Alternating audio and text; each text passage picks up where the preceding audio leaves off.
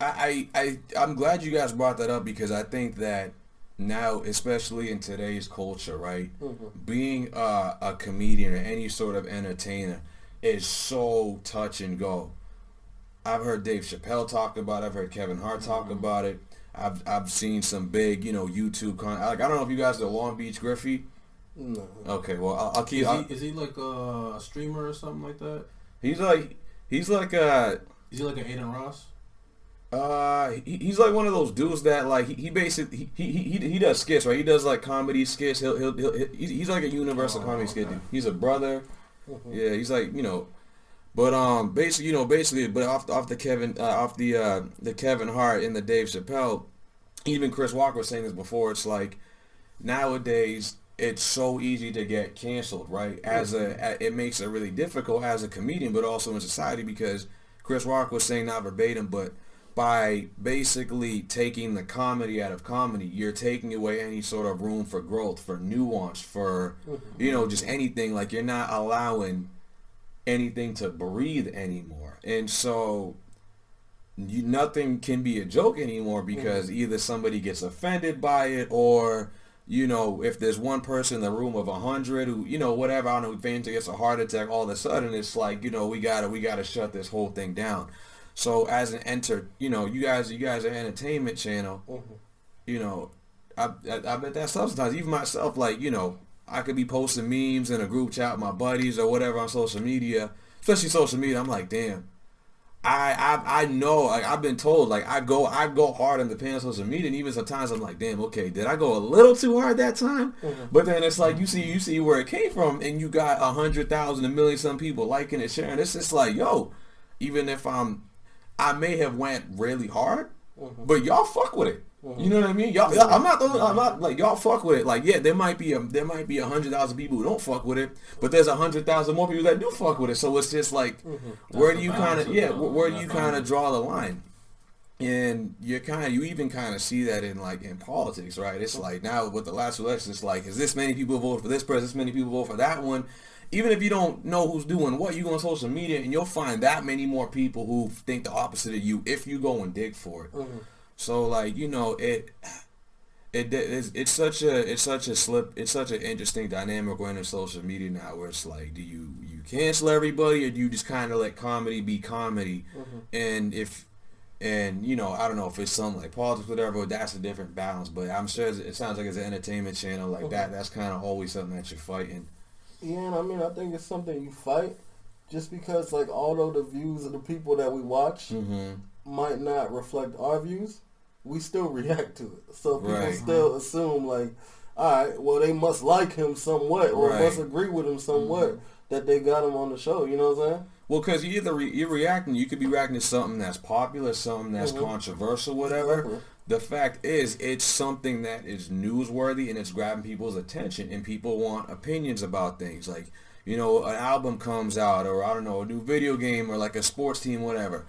We're always going through social media afterwards. Hey, did you see that game? What'd you think about it? Did you listen to the album? What'd you think about it? I don't know. Did you play the new whatever Fortnite download development? Like, yo, what'd you think about it? And we also live in an era now, I've noticed, is how you have a ton of people who will wait to see what the popular opinion is on something before they react to it because they don't want to get called out. Even people that aren't big, nobody wants to be ratioed on Twitter. Nobody wants to be that dude that, gets blasted in like a 5-10 minute Instagram rant video. It's like nobody, it's just like the fear of being publicly humiliated has gotten to a point now where it's like it also has taken some people out of character, and it does. I don't want to sound like some boomer who's like, oh, things are better 20 years ago. I'm not saying that, but I do think right now I don't think comedy as a whole is in the best place right now because I do think there is some aspect to it I think is starting to get taken away, and I don't think it's healthy for comedy. I don't think it's healthy for us in general. You do need a level of that energy there. You do that. You need that rawness because it's at the end of the day, from what we're seeing, there are people who think that way, and you do need to give some sort of a platform for that.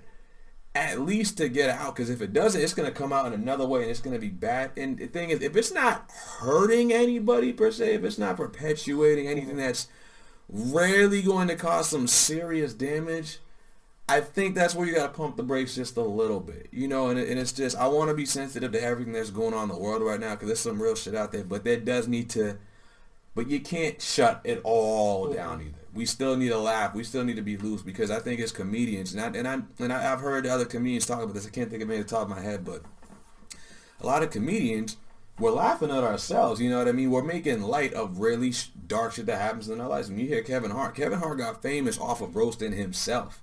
Mm-hmm. He didn't like that shit that he was going through, but he found a way to turn it into something that he could use to empower himself and to make people laugh by turning pain into power, by turning, I guess, unfortunate circumstance into something that he could look back on and be funny. You know, it's something like, I don't know, like like what happened today. I went kayaking. Me and my pops, we didn't know what the hell we was doing in there. We had to get out the boat in 10 minutes. You know, as a comedian or as an entertainer, I can go and make a joke out of that shit, right? I don't necessarily have to just go down the dumps about it, but it's I don't know. It's a complicated situation, man. Another part of it too is like people get too in their feelings about something without fully grasping what the person actually said. Right. You get what I'm saying? Because like even the who's a celebrity that got canceled recently? Hold on. Was the baby? The baby. Okay. Yeah. Like even what he said, it wasn't like he said, "Die gay people" or "Die people that, you know, do sexual things in the parking lot or whatever." You heard about it. I heard. You know, he had like a controversial, like, homophobic comment. Basically, like, he got shut down from a ton of shows, ton of promotion sponsors, all that. But my question is this, right? Okay, he apologized, right? Right. What more do you want from him? Like, what more do people want from, like, do you want him to kiss every gay person's feet now? Do you want him to yes, be? We do. Huh? Yes, we do. See, but that's the thing. That's like I have an issue with, because I feel like once somebody apologizes, people are gonna have like their opinions about that too. They're gonna be like, "Oh, was he sincere? Oh, he only said it because." Of course, he said it because of money. Yeah. Of course he did. Well, y'all forced him into that corner. In situations, I was once told the best apology is change behavior, right? Now, in his case, was it like in a song lyric or something like that? Basically, no, he was on stage at Rolling Loud. He was like, "Yo, yo, shout out to everybody who wasn't like S&D in the parking lot before you got here." And what do you say? If your private area smell like water, light a thing in the air or whatever. And he's like, "Put your hands up if you don't got HIV and you're going down in like 2 weeks or something like that." So, I mean, just like two different groups that he. But even with the sucking the deep thing, right? I remember I told him. That's so random. Like, I told him, I was like, he probably saw that on his way there. It was like, what are we doing? Well, you know what I'm saying? The other thing about it is that's very specific. Yeah, I don't want to hold an entertainer to the same standard as the president of the United States. Facts. Like, you know, what 45 says in office, that's not the same as what the baby or Kevin Hart says. I want comedians to go on stage and be loose with your shit. Speak your mind. If it's honestly, if it's too hot, they're artists. We can talk about that afterwards. But that is their space to do that. That is entertainment. Entertainment has never been a thing where everybody likes. There's a shit ton of people out there that love Call of Duty. I've never been into Call of Duty. I mean, some people love baseball. I hate baseball. I'm a basketball, football dude. So it's just like, as big as some of those mediums are, they attract a ton of people, but they also are not liked by a lot of people. You're not going to cancel a video game because, you know, or I don't know, like a sport, because certain people don't like it, or they wish that instead of putting baseball on TV that y'all would run, I don't know, football highlights or reruns or, you know, whatever have you. So it's not the same thing, but I do think there is, to some extent, we're holding entertainers to a standard they shouldn't be held to. See, and I think just to that point real quick too, right? You know who should, if there is going to be any, I don't feel like anybody should be held to what they say forever. I don't believe in that. Neither right? do I feel I. like people should have, like you said, room to change. Yeah, give change your room thought to patterns change. and all that, right? But there are going to be people that should be held to something they say. It should be politicians. Yeah, because they control. That's what I'm saying. They control when we go to war. Yeah, they control laws and all types of things. They control a lot of things, right? That's what I'm saying. Those are the people we should hold that standard yeah. to. Not an entertainer that can be bought off like this if you tell them to say, yo, if I give you $100K to go sing at Trump's inauguration and say you support him, oh, okay, I'm down bad right now, I'll do it, right? Yeah. A politician's not supposed to do that. Cause you got you kicked out of office, right? Because your job is basically to lead the people, to guide them, to make their lives better. You know, entertainment. Part of the appeal of entertainment is to get your mind off of real life, because real life is hard, and so it's like I don't want Homeboy Entertainment, Dave Chappelle, Kevin Hart, Chelsea Handler, what have you. I don't want y'all to pull back on the punches. It's entertainment. If I don't like y'all, I can move the other way. Now, as far as voting y'all into the Oval Office, that's a different story, right? But entertainment, should be entertainment. Politics should be politics in that sense, where it's like the people I'm holding accountable to do certain things. You know, and it's just like, I think some of that was also influenced by the election in 2016, because that changed the game as far as what people considered was eligible. Before, there was a certain look, standard, appeal that a president was supposed to have. But when 45 got in there, that changed everything. 45 was a businessman, an entertainer, you know.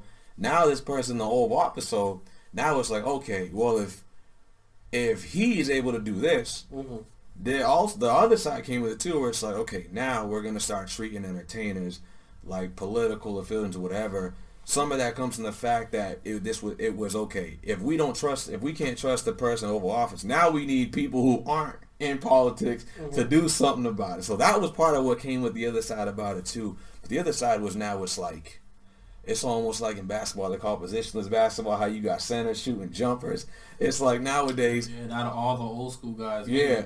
And sometimes that don't even work in basketball, because it's like you get into the playoffs still, and you do still need some level of physicality. You might not need a 1970s type of center, but you do need some sort of an interior presence to guard the paint. That's why the Celtics haven't been getting far recently.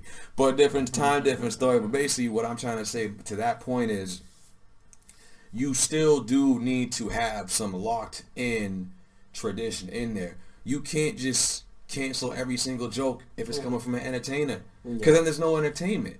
You know what I mean? You do still need to have a standard of pedigree in Oval Office, because your job is to lead the people. So you can't, you know, it's just like you can't get too far outside of it either. And you know, as just like an entertainer, it's just, you don't even know what to do. And at the end of the day, like you guys were saying earlier, you can't please everybody.